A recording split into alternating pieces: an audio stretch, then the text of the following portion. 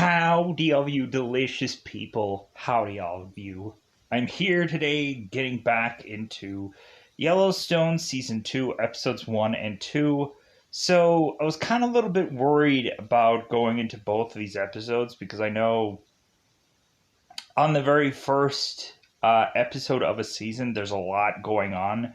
There's a lot to tell you, and there's probably a certain time that has passed to where we're having to understand what's going on in the season. So I was kind of a little worried about, like, should I go and do 2 episodes? Shouldn't I? So, like, the way of which that I approach when we get into spoilers and I go and talk about these episodes will kind of depict really just the way things are approached because of going into, of course, a lot going on because first episode of the season. So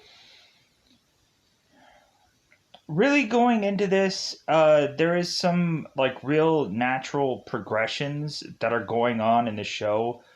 And also there's to be some characters that we are to completely forget about in this episode. Like, or in these 2 episodes. Like, we have Jamie that really is just stuck with 2 episodes of just getting a thing of coffee and having his girl, Christina, telling him, oh yeah, like, we're, like, I'm going to have you go and meet my parents. Like, that's all that Jamie can do. In 2 episodes, I'm like, wow, like, man, we had this guy, like, consistently in every episode. Now he's just, like, off, just, like, oh, okay, he'll do a thing here, maybe. I don't know. Whatever, I guess. I guess they're kind of building the interest on this character. We also had Rainwater have this weird, bizarrish dream sequence that didn't make any sense. And that's all that they were left for him to do through a bulk of 2 episodes. Besides him going to his tribe and asking for money. Like, that's pretty much it for all of what he gets to do in a whole 2 episodes. Jenkins is to talk to John at some point and kind of talk about Jenkins getting hung in the other episode. Like, I'm trying to basically just easily unfuse out all the stuff that is to be the short and brief of any certain character. So when we go into this, it's just easy for me to just focus on the bulk of things because really we have like them finally helping us figure out what the heck happened to John in that one other episode where he is just toileting some blood, and we're just like, like, what happened to him? Like, what's going on? And I knew this was going to eventually get covered because I guess I had seen certain episodes way in advance because it happens when you have someone else watch the show and you're just casually just seeing bits and pieces of it. So, with that said, really, I think the focus doesn't seem to be completely on Casey in this season. Wow. What a drastic change. And I know I moaned and groaned and complained about that, but it feels like Casey is to have some time in the second episode. But I think we've kind of figured out a way for most point to even it out to where it's not like full on Casey involvement of episode. And I actually like that about this show. Now that it kind of feels like Casey is to still have his time, but like the focus is on so many other things now, which I like that, with the exclusion of now there are certain people that have just kind of faded into the darkness and now have nothing to do. Because of course they would, because really that's just the part of their role. But still, I'm just like, well, hey, but we still haven't focused on so-and-so character. We still haven't done anything with this person. We still... But I guess also, like, there probably are certain characters where they're just like, hey, man, like, I want to be used less.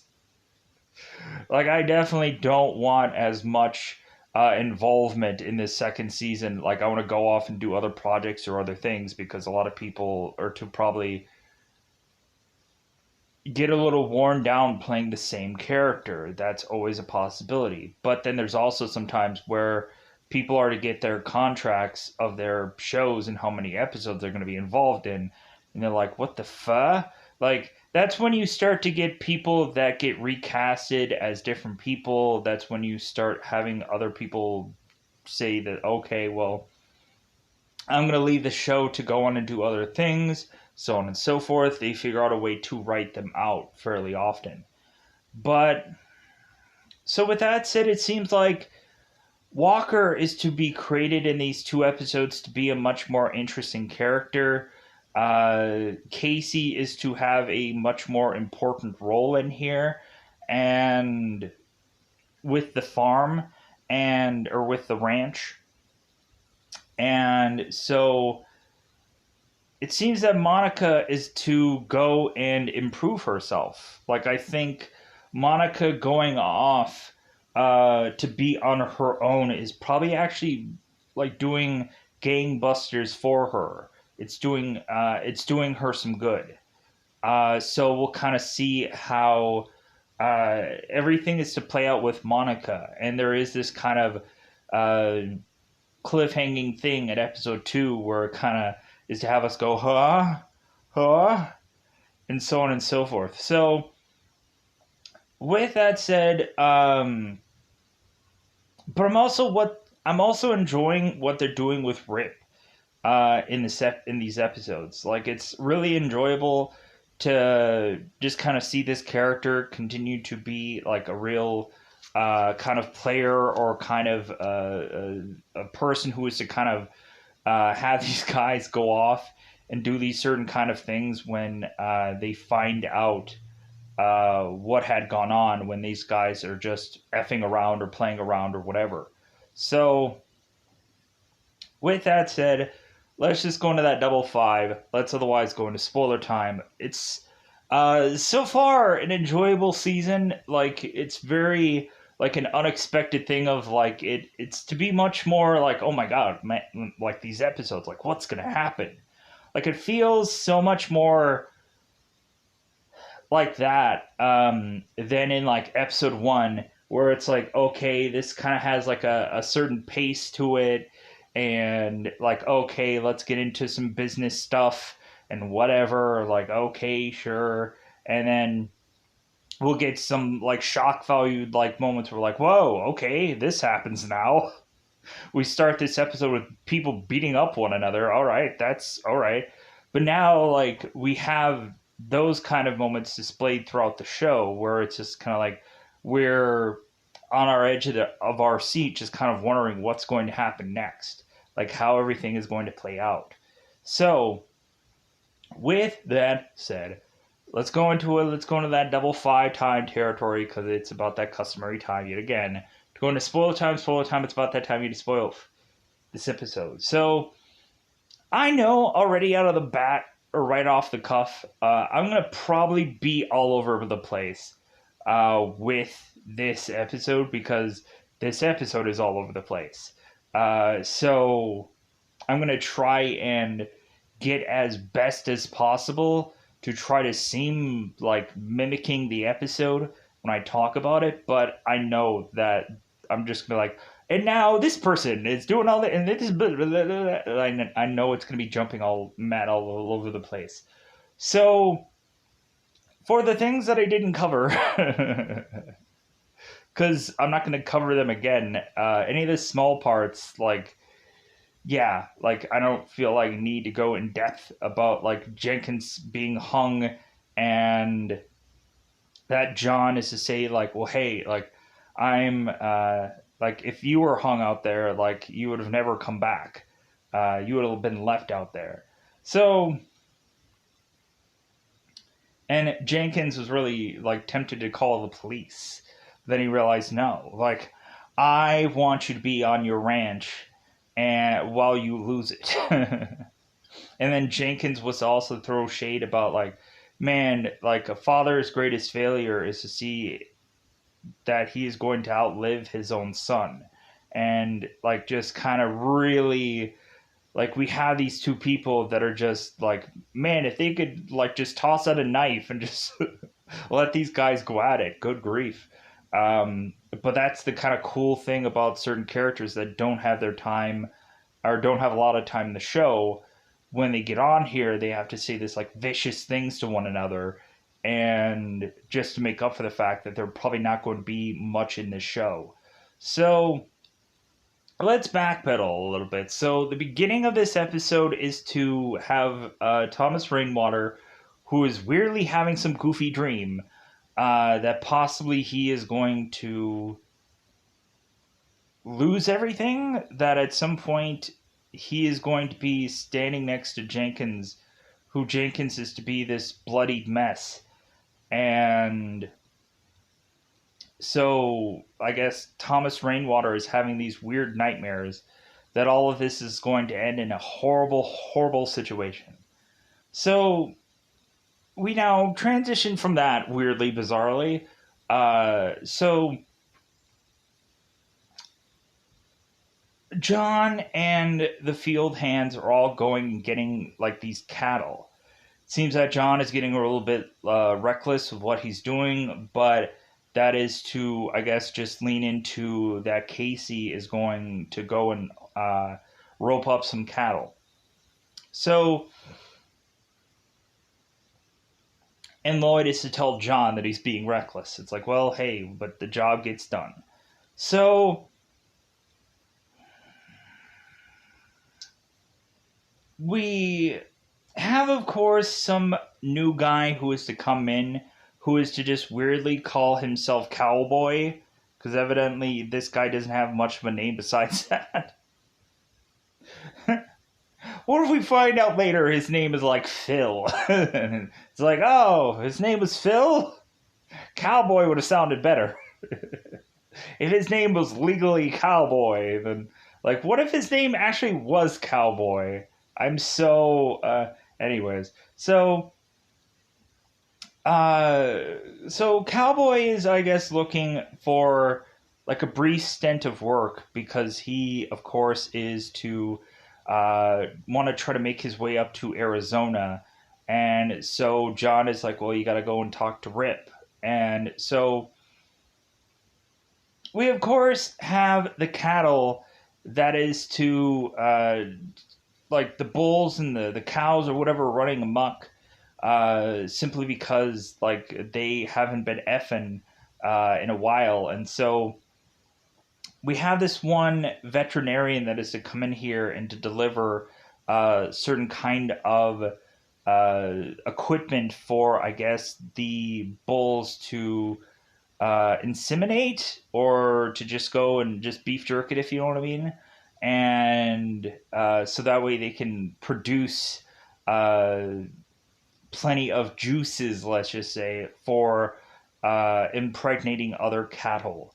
So, and they're like, well, who's going to do this? Who's going to do the job? And they're looking at, like, well, like, whoever the lowest totem pole on the thing is. And so they're kind of looking at Avery, and she's like, oh, hell no. And so it's like, well, Jimmy, like, you're like, it's all you, man. It's like, man, Jimmy always gets the horrible jobs. But, like, that's what they pay him for. And also, like, when you probably look at it, it's always like a fireman's kind of thing when anybody is to probably go and be a part of a firehouse. Like, whoever is the rookie of the firehouse will always get the shittiest jobs. And so that character, of course, is going to have to go and just be like kind of doing all the chores or doing all the cooking or the whatever anybody needs him to forcibly do. So Jimmy is to go on and just put his hand through a number of cattle.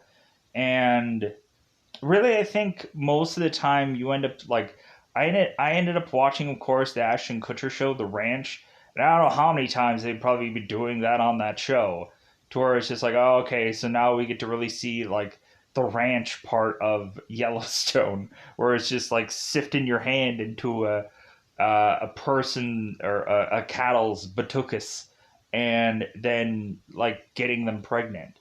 Um, like weirdly, I ended up seeing some random Larry the Cable Guy thing where he was doing his own show, and he too had to go and put his hand into a cattle, if you know what I mean. So, like I think weirdly, like at some points in time, we have like certain like people that eventually do that. I think like Johnny Knoxville did it, and like Seth Green probably did it once, or not Seth Green. God, what was the one guy's name that did the one talk show? The Tom Green. There we go. That's what I was thinking. Not Seth Green. Tom Green. Uh, when he was doing his own show. So pushing on. So we have them kind of do their thing with the cattle, and so it seems that they are going to easily and quickly decide to hire this cowboy guy.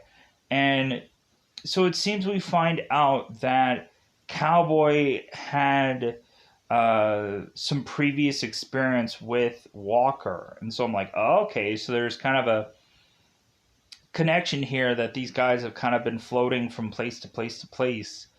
And so it seems like these guys would be these like drifter guys that just keep randomly working on these ranches and just get checks eventually. But we kind of have Cowboy that I think is kind of rubbing everyone the wrong way because he does not give a like he doesn't care, like where he's just kind of telling like Jimmy like you're not a cowboy, and like none of y'all are cowboys. The only real cowboy here is probably the girl, and that's about it. So, and everybody started to get rattled about that, and everyone started to get annoyed with this guy who's just to kind of like tell them like he just randomly gets here and just kind of tells them like who's right for this job and who's wrong for this job. So even though they've technically earned their keep, so we we go on, and we of course have to realize that Casey is a part of this group, and so on and so forth. And because it's kind of weird to like think of him in this group now, because like we've seen him so separate for so long for bulk of a whole entire season, so it's kind of easy to forget him in the mix of things. So we have Casey who uh, is to kind of work so much at the ranch that by the time that he actually is to get to see his son, like his son is like sleeping, and so Casey just goes off and watches Tate sleep because that's all he can do, um, while Monica is going off and crying because of this whole moment. So speaking of which, so Monica is to go off and decide to get that job that she was to be offered when Jamie was to bring in Mel Thompson to kind of offer her this job, and she ends up taking it. So Monica, I guess, is to go into her very first class, and it seems that she is to have to uh, quickly win the hearts and minds of all of her students, because there is to be this one guy who is to immediately just say, it's like, well, hey, this is how a video of Pornhub starts. And so then Monica has to completely just shut this guy down, and is to go on and mention from the Columbus point of view, or the Columbus approach of things, because that's what Mel wants Monica to focus on. And Mel's like, do you have a problem with that? And so Monica is just like, no, I don't have a problem with that at all. So she goes off and she reads this passage from Columbus mentioning how like he saw the Native Americans and how he saw how he could take advantage of them basically. And like I laugh, but I'm like I'm that's not a hilarious thing to think about. But so because I too like am technically a small fraction of Native American. So like that's technically my ancestor at some point. So uh but so going into this, like we have Monica who is to mention about Native Americans just uh being done the way that they had done. Um that basically Columbus is just kind of looking at them as like, like I can do something with these characters. I can do something with these people. I can do something with them to just turn around and make some kind of profit off of them, which is kind of a horrible thing. So we we go on, and so after that whole speech that Monica is to make about Columbus, we then have that student who I guess was to realize what horrible thing he was to have said to this teacher, and so he goes back and apologizes to her, which is kind of nice. So let's go on and let's talk about Beth. So Beth is to in this first episode, she is going on and trying to buy her own place. I say place because, like, I don't know if that's where she's actually going to move in. She might just be leasing certain areas to turn them around and just lease them off to people because Beth's ideas are to go and get certain kind of parts of land and try to build like a moat around Yellowstone, so that way no one else can try to buy up um, kind of what rainwater is trying to do is trying to buy up land to try and get after Yellowstone. But I think Beth is trying to counter that and is trying to uh, build some kind of safeguard, but like we'll see how that all plays out. So, and then in the second episode, we have Beth, who is to, anyway, we'll cover that in the second episode. We'll just go into that in the second one because there's a lot of stuff that kind of intertwine with other people's stories. So we'll just go on into that. So John, of course, is to in this episode go and fall over, coughing out blood, and so we have Rip and we have everybody just kind of like scrambling to go and help John out, and so they quickly take him instead of to the hospital or to get him into the helicopter to send him as quickly to the hospital as they can. No, they go off and they get the veterinarian and say like, hey man, like fix him, like figure out what's wrong with him. So the veterinarian is to of course go on and x-ray I guess as quickly as possible John's body or John's stomach and realize that he has a ulcer that had burst. And so now the doctor is to cut into him. Sam the vet, I guess. Yeah. I just realized that now when looking on IMDb. And so she ends up having to cut him open while he is to be awake, because she can't come up with the equivalent of like horse sedatives and human sedatives, because she's thinking that she could possibly give him too much and he would die of an overdose. So Sam goes and cuts into John and does the best that she can, and then just kind of goes off and sews him up, and then is to kind of quickly take him to the hospital to kind of make sure that they taking care of everything. So John goes to this helicopter and is to be talking to Casey, and is to say like there's so many things that I have to undo here. And so, but the kind of fascinating thing when, but John was also to mention like the reason why he's probably coughing up blood is because he has cancer, which like I don't even think that Casey was to even know about that.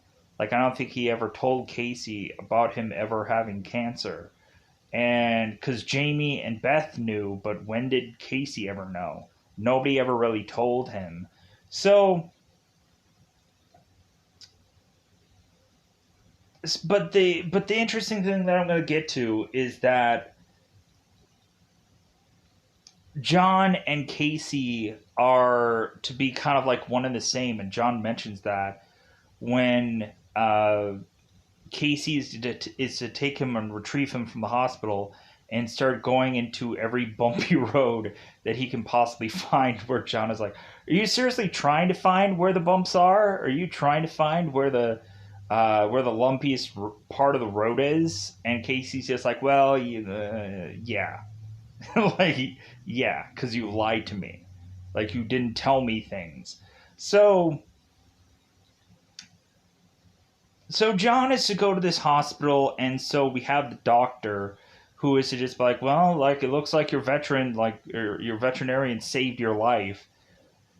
But here's the thing, I guess if John would have came to the hospital and like would have resolved this a lot sooner, like he could have gotten a pill for something that could have easily cured all this instead of having to get cut open and had to deal with this then. So, but then the doctor starts like picking at John, and John is like, "Mother, like really? Like come on." Because John is to just stubbornly want to leave this hospital because he thinks that he feels fine. And so the doctor is to look at him and just be like, hey, let me just see what your veterinarian did. And then we can send you home. So Casey goes and picks up John from the hospital. So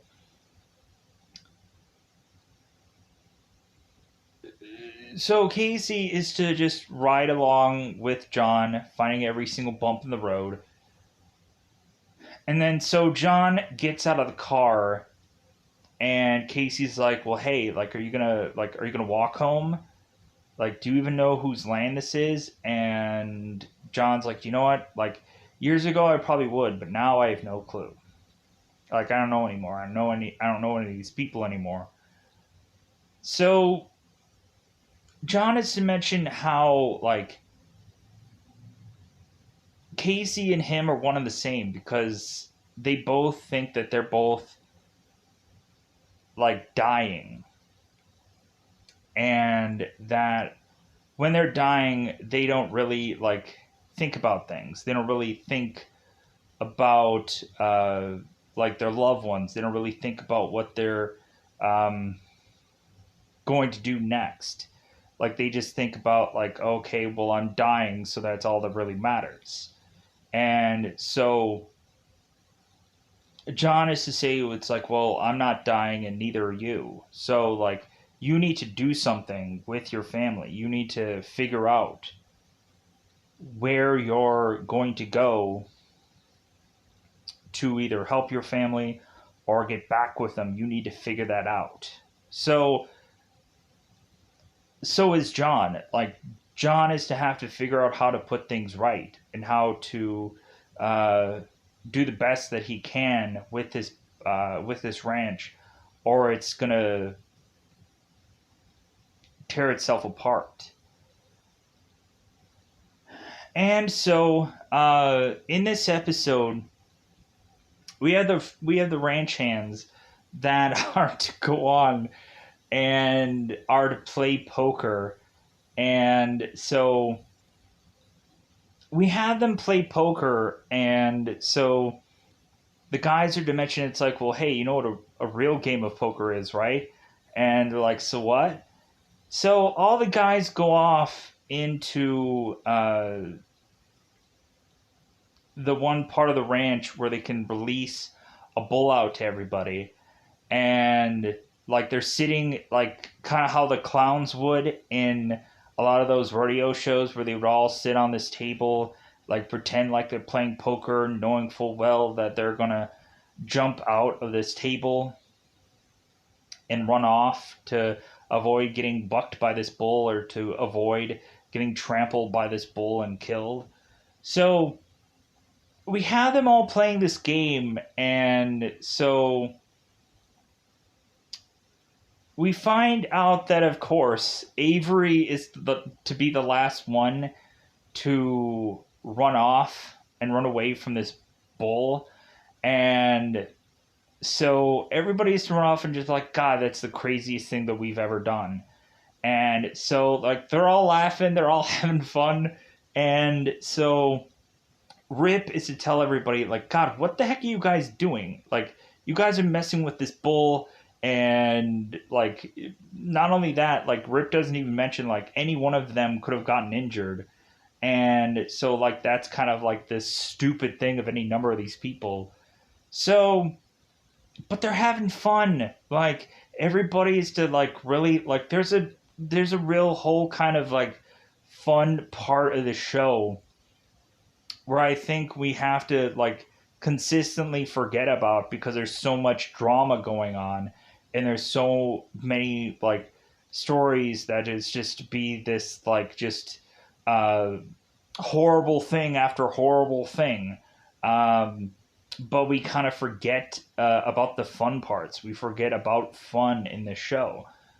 So Rip is to mention that, hey, like, you guys go off to a bar somewhere. Like, I freaking want you out of here. Like, you guys are just gonna, like, you guys are either gonna injure yourself or mess something up in this ranch, so go away. So everybody is to go off to this bar. Everybody seems to be having a good time. So of course Jimmy is to get himself in trouble, because why wouldn't he? One day off off the bar, or one day out of the ranch, and immediately Jimmy is to get himself into some trouble. Why not, right? It's really kind of Avery who's we can kind of just. So all of a sudden, like, we have Jimmy and Avery who are kind of talking to one another, and we find out that they have some things in common, which I'm like, that's nice. Like, we'll kind of see where that heads in other episodes. It probably will mean nothing, but like, it's kind of nice for it to seem like they have some common ground when Avery is to say that she doesn't have much of any family left. And Jamie was to say in the one episode, like, all he really has left is his grandfather, and that's about like it for his family. So all of a sudden one guy comes in and is to ask Avery, like, hey, let's dance. And Avery's like, you know what? No. And so the guy's like, well, are you sure? And Jimmy's like, well, I think the lady said that she like doesn't want to dance, so F off. And so the guy's like, excuse me? And Jimmy's like, yeah, F off. Like, can you hear me? So that all of a sudden starts a fight in the bar. And so everybody is fighting everybody.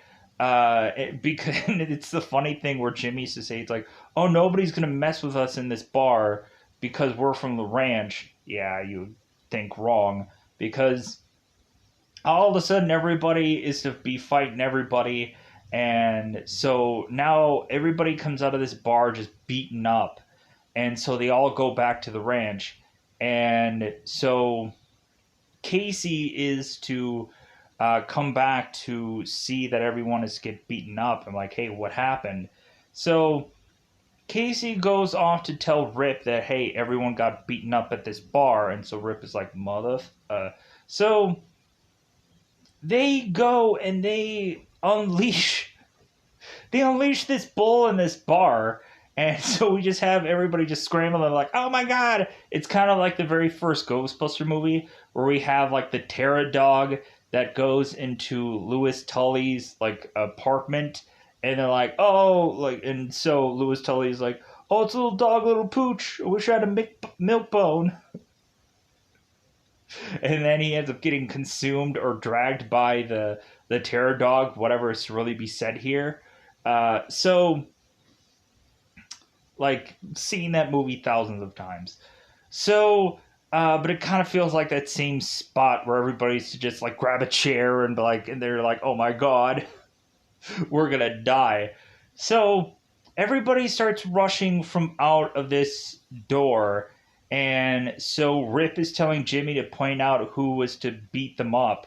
And so Jimmy's like, that guy, green shirt guy, yellow shirt guy, this person, so on, so forth. So they're clocking these guys with these like these axes with no like axe on the bottom of it, so it's basically just the barrel, or it's just the back part of the axe. So they're just beating the crap out of these people, and so Walker is not going to take a swing at anybody. He's there, but he's not going to do anything because technically, I guess that can be considered breaking the law. So Rip is to just be so ticked off at this guy, and he's like, hey, you're going to defend our ranch. Like, you're going to go and you're going to hit people. And Walker's like, no, man, I'm not. Because this guy is like, you can just tell that he's just so done with all this. Like, he'll participate, but like he's just not, like, he's just like, there's something that he just won't do. So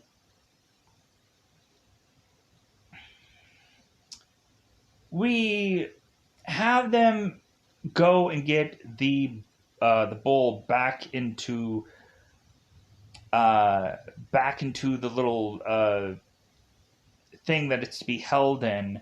And so Rip is to tell the bartender, it's like, well, hey, like, the next time like someone comes in here and is trying to beat up any of my guys, it's like, send a bouncer in here to clean it up. Like, don't let these people just go on and fight. And Casey's like, well, hey, like, next time this ever happens, maybe we're gonna just burn your bar down to just kind of teach you a lesson. So, like, I thought that was so, like, that whole scene was kind of like really interesting, but it's just to also see where certain characters are heading in the next episode. So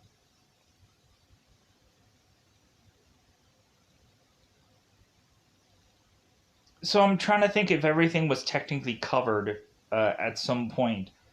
So we go on into the next episode where we have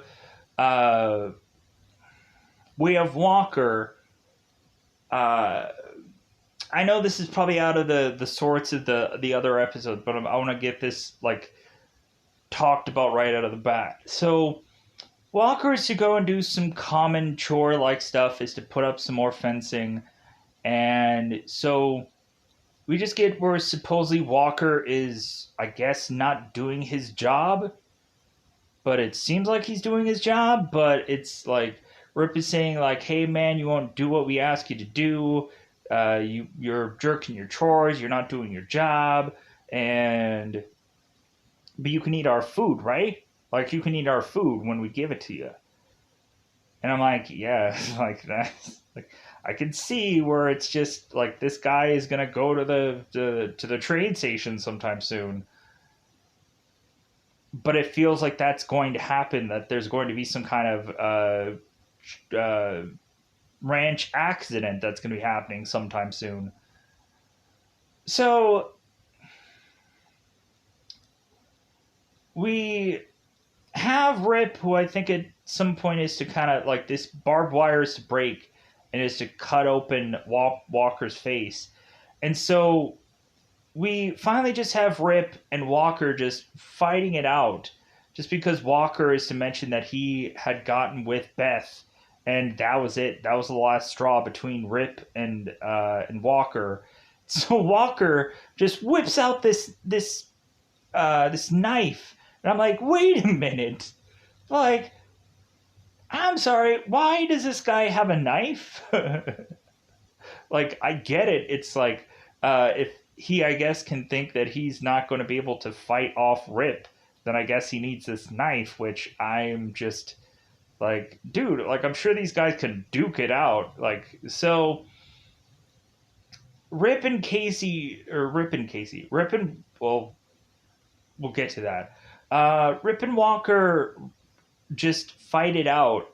And so Lloyd is to pull a gun on Walker and just be like, "Hey, man, like you're not going to be able to walk very far if you're paralyzed. So like maybe you should go off and get your stuff and get out of here." So Walker is to walk off to have both uh, John and Casey coming back from uh, from the hospital, and so Walker is to mention that, like, hey man, who's to even run this ranch? Is it Rip? Is it you guys? Who is it? And John's like, well, I own this ranch, and you get back to the bunker. You get back to the like your place because you're staying. So John is to now like go and sign papers with Casey, give him Lee's badge, which I'm like, well, I guess it's like uh, that Casey is to just take over for his oldest brother. So, and that I guess Casey is going to slowly but surely get the training that he needs to go and take on this position. So we have John pulling in Rip to just tell him like, hey, like Casey needs to take over this ranch, and so like you're just gonna be the hired help from now on. And I'm like, oh my god, like Rip, like I feel so bad for him. Where when they go off and they do work, Rip is just to say to Lloyd, it's like, well, I guess we're just I guess we're just tools for them to use. And like that's such a disheartening thing of just like, man, like Rip had such value to him, and now he's just like realizing it's like, well, like I guess I was just like, who cares, I'm just replaceable. Like that's when you kind of get like into a lot of jobs where there is to be a hired or a higher position open, and you're like, man, like I would be like the perfect prime person to go and do this job, and like I think I've earned it, I think I've deserved it, and they go and they find somebody else that has been working at your job for a whole day, and you're just like, huh, like why did you choose that guy? And they're just like, well, he's the best like he was the best person we could have chosen. I'm like, really? Like I've been here for 1,000,000 years, and like I'm basically doing the exact same hours that job requires anyways, and this person can only work like certain times of the day, but so you're just like it just like I know where Rip is going, because like he is probably to feel very deflated. Like his character is to feel very deflated, and it's just like, wow, like I did all of this, like I've been trusted with all of this, just to like just be pushed back down to just be told like, well, hey, you're now just like everyone else. So Rip, because of him just kind of feeling deflated and slighted or whatever, like, and he is still wanting to make it even between him and Walker, just to finally get rid of this guy, because it seems like this guy just doesn't go away. So we have it where both Walker and Rip are kind of like, their horses are like close together, and so both of them are kind of chasing after this one thing. And then Walker falls off his horse, and so now Rip is wanting to just trample over Walker. I'm like, oh my god. And Casey gets in the way of both of them and is like, hey, what are you doing?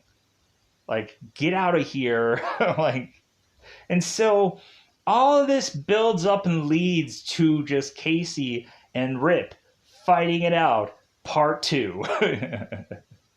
Where now, like, Casey is to cement that he is to be the boss here.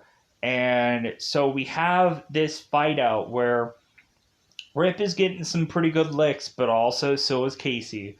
And this really just ends with Casey just punching Rip, because Rip is just like, do it. Like, freaking, like, hit me as hard as you can. So Casey hits Rip, and then is to tell everybody, hey, like, there is no fighting on this ranch. If you're going to fight somebody, you're going to fight me. So that whole line or delivery, like, just kind of feels like Casey is trying to be Rip. Like, you would have thought that he would have came up with some kind of different kind of phrasing of that, or whoever wrote this would have came up with a different kind of phrasing to make that whole thing Casey's own, but, like, it is what it is. So, and it's a simple enough rule. So Rip goes off and is to see John, and so John is to talk to Rip, and it feels like they planned this whole thing to a T or something like that. That, like, Rip had been told by John to do all this, and so that way, like, people could see Casey as this new guy or this new boss or whatever. And so Rip just kind of had to go and go into business for himself for a little bit till Casey was to take control of things. So that was kind of an interesting part here. So we later on have Rip going and talking to Beth, and so Beth is telling Rip, like, hey, don't leave. Don't quit. Like, yeah, like, it sucks that you're now given a lesser position here, but, like, don't leave. And Beth is also talking about the first time that she ever met Rip. And so Rip, like, has this funny way of seeing things where Rip is to be all like, well, I'm not going anywhere. Like, this is my home. And so Beth is asking Rip, it's like, hey, where are you going? And he's like, home. Like, I'm not leaving. Like, I'm staying here. And, like, we're having Rip at this point where he's just like, hey, man, I'm just gonna keep, like, it's the metaphor of, like, when Tom Hanks is in Castaway, and he mentions at the end of the movie that he was to be stuck on that island, and all of a sudden, randomly one day, he ends up getting the sail. And so Tom Hanks at this moment is to just be like, well, like, I'm going to wait for something else to come from off of these shores to save me, or to have me have this idea to have me be able to get off this island. Or in Rip's case, like,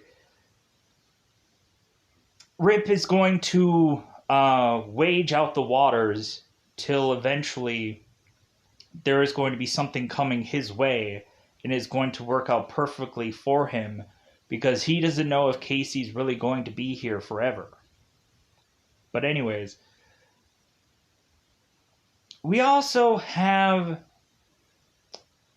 Beth, who talks with Casey in some part of the second episode, and is to mention, like, well, hey, like, why are you going and trying to learn everything from John and trying to be just like him? Because Beth is to say that John is going to die sometime or another, and that Beth is going to hand off the whole ranch of Yellowstone to Casey so he can have it. And because Casey is to say, like, the only way that he can probably win over Monica and win over Tate is to, like, to get this ranch at some point when John is to die. And so Beth is like, well, yeah, you'll get this ranch. I'll give it to you when John dies. Like, there's a whole lot of weird stuff going on here about, like, preparing for John's death weirdly. And I don't like that. It's like, it feels like they're just talking about that this guy's already dead. Weirdly, creepily, whatever. But so Beth is to say, it's like, hey, don't focus so much on this ranch. Like, don't try to be just like John.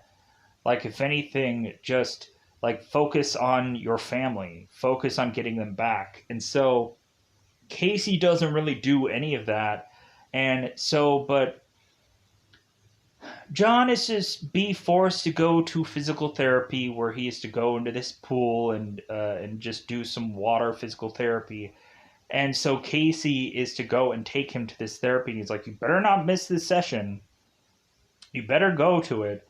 And so when John gets there, and Casey's like, yeah, I'm going to watch you do this. And John's like, oh my God, like seriously? And Casey's like, yeah, I wouldn't miss this for the world. So John is going off and realizing that, like, this place isn't necessarily, like, the best place for his physical therapy, because there's also so many people in this pool all at the same time. So John is going and doing his physical therapy, and he's, of course, being stubborn about it, and that he doesn't want to use certain pieces, or he doesn't want to swim certain ways, or so on and so forth. So all of a sudden, John just decides to stubbornly just kind of swim away from his physical therapist, and all of a sudden bumps into Monica while she is doing her physical therapy. So all of a sudden, Casey is to go on and see Monica doing her physical therapy, and she's just like, huh? And he's like, huh? And then Tate is like, hey, Dad! like Tate is just like come back realizing that he sees his dad and it's been a while. We also had Monica in this movie, or in this show, that is to suggest about moving out from where she is to go and find a townhouse or some kind of place, because it seems like this school is going and having it be that, like, certain teachers or whatever, they're going to look for housing for certain teachers. So Monica's like, well, might as well go and kind of live in a different place that I guess is probably off the reservation, but it's technically closer to Casey. And so we have Felix in this episode, who is to tell Monica that, hey, like, you married this guy. Like, you went and, like, you didn't go to some courthouse. You went and had a ceremony, and you're always going to be married to Casey. And, like, even when you die, you're still going to be attached to him. So even in the afterlife.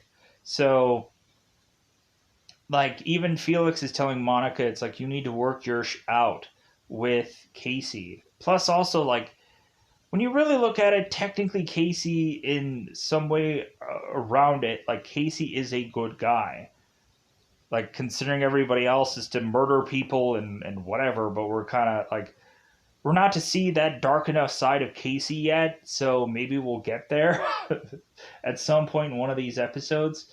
So, I want to think if there's anything left that I'm sure that I have to cover somewhere. There was the one spot where both Beth and Bob are talking about what Beth was doing, which was making Bob money.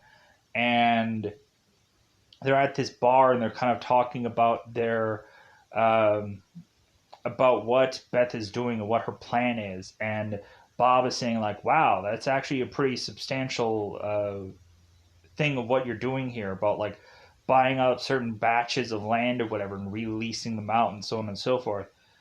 So